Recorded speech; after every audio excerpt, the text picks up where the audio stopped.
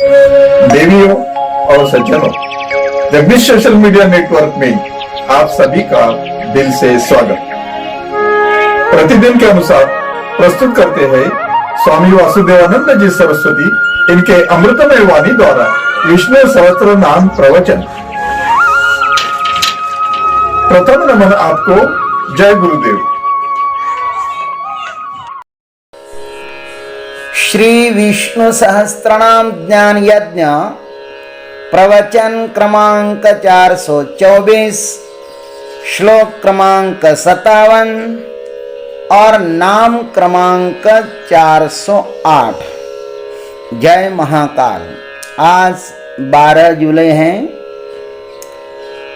और अपने महामृत्युंजय महायज्ञ की 214 दिन शेष है। जय महामृत्युंजय महायज्ञ। ओम त्र्यंबकं यजामहे सुगंधिं पुष्टिवर्धनम् उर्वारुकमिव बन्धनान् मृत्युर्मुक्षीयमामृतात्।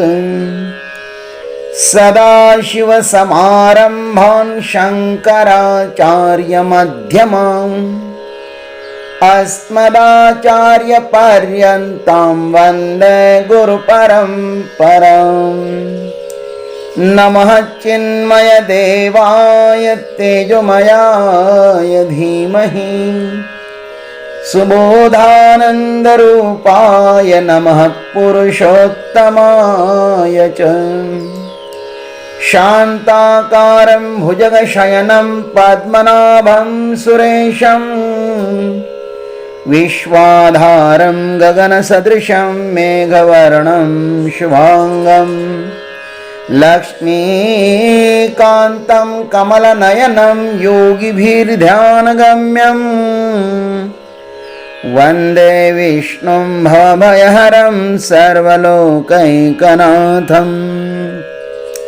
महायोगपीठे तटे भीमरथ्यां वरं पुण्डरीकाय दातुं मुनीन्द्रैः समागत्य तिष्ठन्तमानन्दकन्दं परब्रह्मलिङ्गं भजे पाण्डुरङ्गं परब्रह्मलिङ्गं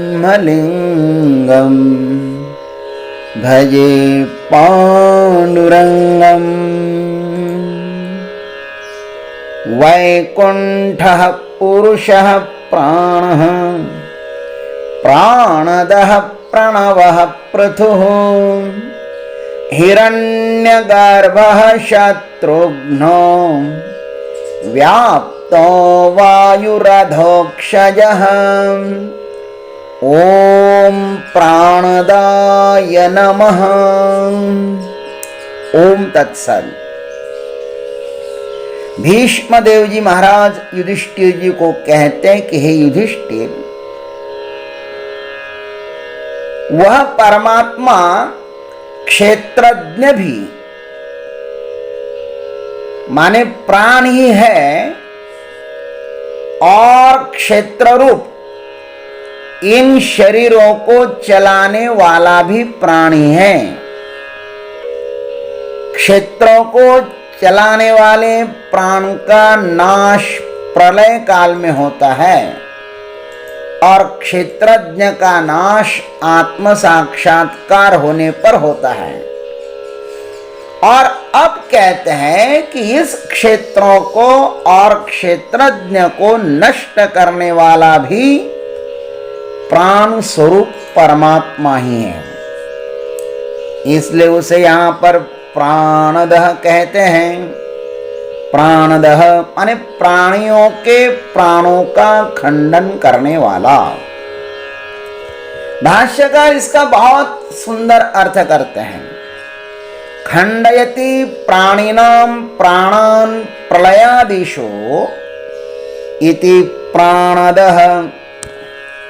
प्रलय आदि के समय प्राणियों के प्राणों का खंडन करते हैं, इसलिए उन्हें प्राणद कहते हैं। इस समूचे विश्व पर केवल प्राण का ही साम्राज्य है।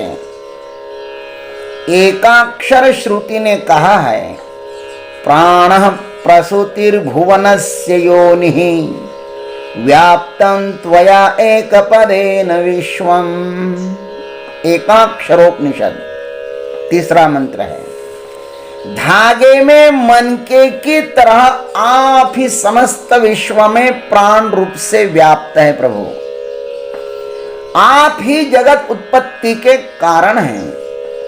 आपने ही इस विश्व को एक ही कदम से नाप लिया है। आप ही विश्व का उत्पत्ति केंद्र है। प्राण ही सबका सर्जन, पालन और विसर्जन करता है। प्राण की कृपा के बिना वृक्ष का पत्ता भी नहीं हिलता।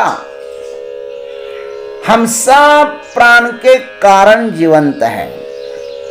प्राण हमको जानता है, किंतु हम मात्र प्राण को नहीं जानते। प्राण हमारे शरीर के भीतर कितनी क्रियाएं करता है, इनसे तो हम अनभिज्ञ ही हैं। गीता जी में कहा है, विविधाश्च पृथक चेष्टा। हमारे भीतर जो कुछ भी क्रियाएं हो रही है ना, वह सब इसी प्राण के कारण ही हो रही है। हमारे शरीर का थोड़ा भी खून प्रवाह यदि रुक जाए तो वह स्थान शरीर से अलग हो जाता है। संसार का नियम यह है कि जो रुक जाता है वह निरर्थक हो जाता है। संसरण का ही नाम संसार है और रुकने का नाम परमात्मा है। अज्ञानी रुके तो वह सड़ता है और ज्ञानी रुके तो वह परिपूर्ण अर्थात परिपक्व हो जाता है। इसलिए तो महामृत्युंजय महामंत्र कहता है, उर्वारुकमिव बंधनान् मृत्योर्मुक्षीयमा अमृतात्। हे महाकाल, आप हमें अपने से अलग न करें, किंतु बंधनों से वैसे ही मुक्त कर दें जैसे पकी हुई ककड़ी को बेल अपने बंधनों से सदा के लिए मुक्त कर देता है। लेकिन ध्यान रखना, वेल सड़ी हुई ककड़ी को मुक्त नहीं करता, अपितु समय से पहले ही फेंक देता है। पकी हुई ककड़ी को ही बेल अपने से मुक्त करता है, क्योंकि पकी हुई ककड़ी पूर्णत्व को प्राप्त हुई होती है, अतः मधुर रस से भरी हुई होती है। और सड़ी हुई ककड़ी बदबू मारती है। वैसे ही अज्ञानी और ज्ञानी का जीवन होता है। परमात्मा प्राणद की उपासना करने वाला सतत उत्साह से अमृत स्वरूप परमात्मा की तरफ बहते हुए परमात्मा को ही प्राप्त हो जाता है। और अज्ञानी का निरुत्साही जीवन एक सड़ा गला डबरा बन जाता है और जहां जाता है वहां पर बदबू ही मारता रहता है। वो मंदिर में जाए, किसी आश्रम में जाए और कहीं चला जाए, उनमें से बदबू ही बहती है बाहर।